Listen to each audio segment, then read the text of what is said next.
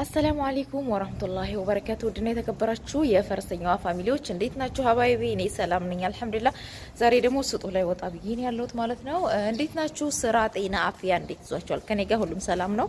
ንፋስ እንግዲህ ከድምጼ ጋር ተቀላቅሎ ገብቶ ሊረብሻችሁ ይችላል። ግን ዛሬም ደግሞ እንደተለመደው ይዤላችሁ የመጣሁትን አዲስ ነገር ትንሽ አብራራላችኋለሁ ማለት ነው። በትዕግስትና በሶብር እስከ መጨረሻው አዳምጡት። ሪከርድ ለምን ታበዣለሽ ድምጽ ቪዲዮ ምናምን ብላችሁኛል። እንግዲህ ሀሳቤን ሳልጨርስ ቪዲዮ ቢቋረጥ ለእናንተም በቂና ሙሉ መረጃ አይሆንላችሁም ማለት ነው። እና ላይክና ሰብስክራይብ እያደረጋችሁ አበረታቱኝ። እኔም ደግሞ ይጠቅማችኋል ያልኩትንና እኔም የምጠቀምበትን ነገር ወደ እናንተ ሸር አደርግላችኋለሁ ማለት ነው። እና ሰሞኑን እንግዲህ በተለያየ ሚዲያ እየተዘዋወረ ያለው ሁላችሁም ያያችሁት አዲስ ነገር አዲስ ዜና አለ። በተለይ ለኛ ለህገ ወጦች ማለት ነው። ያው ሳውዲ ላይ እንግዲህ እንደተለመደው አብዛኛው ህገ ወጥ ነው የሚበዛው ማለት ነው። እና ውጡ ወጣችሁ ድጋሜ አሻራ ሳሰጡ ለመመለስ እንዲትችሉ ተብሎ መረጃ ወጥቷል። መረጃው እንግዲህ እየተንሸራሸረ አይተነዋል ሁላችንም ማለት ነው። በነገራችን ላይ የውሸት መረጃ አይወጣም ያው ሲባል ነው ሚዲያ ላይ የሚወጣው ማለት ነው። ነገር ግን እንደዚህ ይሄ ነገር የዛሬ መጀመሪያ አይደለም። በነገራችን ላይ ዛሬ መጀመሪያ አይደለም። ከዛሬ ስንት አመት በፊትም እንደዚህ ተብሏል። አሁንም የዛሬ አመት ራሱ ተብሏል። አሁንም ደግሞ ይሄ ነገር ተብሏል ማለት ነው። ስለዚህ እድላችሁን መሞከር ይኖርባችኋል ማለት ነው። ይሄ ደግሞ ከጠለብ የጠፉትን አይመለከትም። ምክንያቱም ከጠለብ የጠፉት ኢቃማ አሰሩ ነው የተባለው። እንግዲህ ድሉን ተጠቅሞ ኢቃማ ማሰራት ነው ያለብን አማራጭ ማለት ነው። ወይም ደግሞ ወደ ሀገራችን መግባትም እንችላለን። እንግዲህ እስካሁን ሀገራችሁ አትገቡም አልተባልንም። ምናልባት አሁን እንግዲህ የነበረው ቀራር ሲያልቅ ምን አይነት አዲስ ነገር እንደሚፈጠር እሱን አብረን የምናየው ነው የሚሆነው ማለት ነው። ስለዚህ በባህር የመጡና በኡምራ በዛይራ ቪዛ የገባችሁ እህት ወንድሞች ተመልሳችሁ ሄዳችሁ መምጣት ትችላላችሁ እየተባለ ነው። ብዙሃኖች ደግሞ እየፈራችሁ ነው። እድልን መሞከር ነው። ምናልባት ርዚቃችን እኮ ሳውዲ ብቻ አይደለም። ሄዳችሁ ሞክራችሁ ካልተሳካ ደግሞ መቀየር ትችላላችሁ ሌላ ሀገር ማለት ነው። እና ግን የዛሬ አመት የወጡ ልጆች አሉ። የተመለሱ ይኑሩ አይኑሩ እሱን አላቅም። በአካባቢያችሁ በሰፈራችሁ ማረጋገጥ ማወቅ ትችላላችሁ። የዛሬ 6-7 አመትም እንደዚህ ተብሎ ነበር። ያኔ ብዙ ሰው ወጥቶ ነበረ። ህጋዊ መመለስ ወይም በህጋዊ መንገድ መግባት ስላልተፈቀደ የተመለሰ የለም። ውጡ፣ ሁላችሁም ውጡና ተመልሳችሁ ትመጣላችሁ። አሻራ ሳትሰጡት ኬክ ቆርጣችሁ ተባለ። ወጡ። የፈራ ወይም ደግሞ የቸኮለ ወጣ፣ ያልወጣን ደግሞ ቀረን ማለት ነው።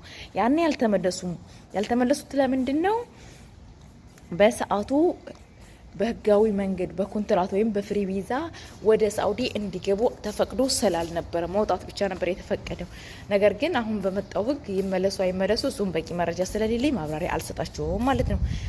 አሁን ግን እንደዛ ስለተባለ ውጡ ወጣችሁ ተመለሱ ስለተባለ እናንተ እድላችሁን መሞከር ትችላላችሁ ማለት ነው። ወጣችሁ ለመመለስ መሞከር እንደገና ደግሞ የሚሰጣቸው ወረቀት ይኖራል ብዬ አስባለሁ። ምክንያቱም የመውጫ ማለት ነው አሻራ የሚሰጡ ከሆነ ደግሞ ተመልሳችሁ መምጣት ማነው አሊ መቅረት ትችላላችሁ።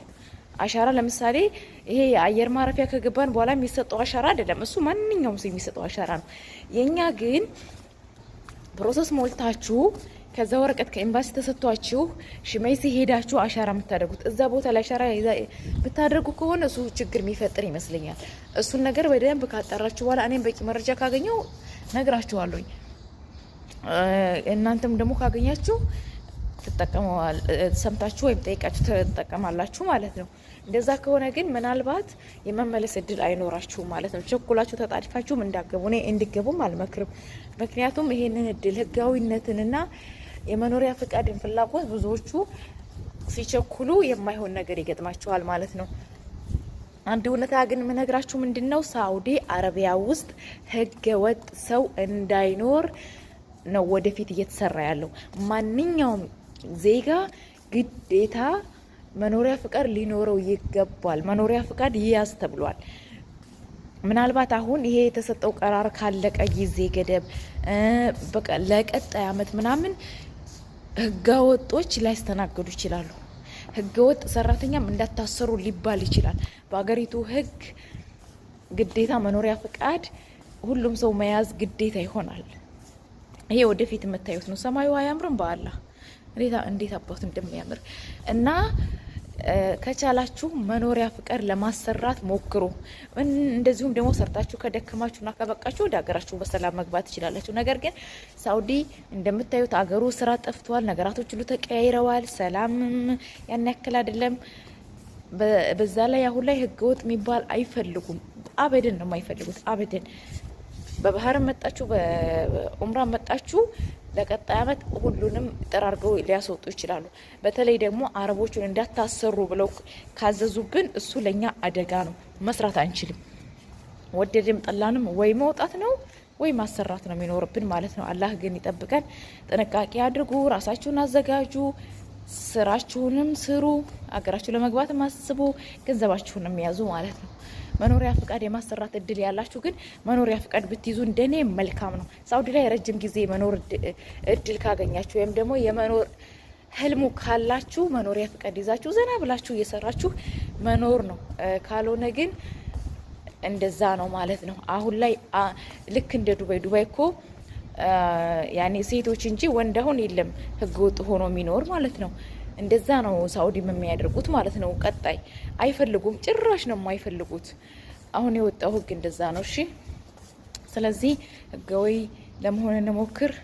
ህጋዊ ካልሆንን ደግሞ ችግር ይሆንብናል ማለት ነው። ለቀጣይ ማለት እስከዛሬ ተበልቷል ሳውዲ ማለት ነው። እስከዛሬ መኖሪያ ፍቃድ የለ ምን የለ በባህርም በሰያራም ገብታችሁ እንደፈለግን ነበር። አሁን ላይ ግን ነገራቶች ተካብደው ተጋነው መልካቸውን ቀይረዋል ማለት ነው። ሀባይቢ አሁን የመጣውንም ህግ የሚመለከታችሁ ተጠቀሙበት፣ የማይመለከታችሁም ደግሞ እንግዲህ ቀጣየኛ የልናንተ እስከምጣ ነገሩ ሌላ የለም። ከጠለብ የጠፉት አሰሩ ተባለ፣ ኢቃማ አሰሩ ተባለ። ሀጅና ኡምራ እና ባህርተኛ ደግሞ ያው ወታችሁ ተመለሱ ተባለ። ግን በባህር መመለስ እንዳሞክሩት ቀልጣችሁና ሰምጣችሁ እንዳትቀሩ ማለት ነው። እና ለዛሬ ይሄንን ልላችሁ የመጣሁት ኢንሻአላህ በቀጣይ በሌላ ቪዲዮ እስከምንገናኝ ሰላማችሁ ይብዛ። ላይክ እና ሰብስክራይብ ማድረግ አትርሱ ሀባይቢ። ሁላችሁም ላይክ አድርጉ፣ ሰብስክራይብ አድርጉ ማለት ነው። እሺ። እና በያላችሁበት ያላ ሰላም እዝነት ይብዛላችሁ። ባይ ማሰላማ። ለነበረን ቆይታ እጅግ አድርጌ አመሰግናለሁ። እንግዲህ ዛሬ ውጭ ላይ ነው የቀረጽኩት በእጄ ይዤ ማለት ነው። ባይ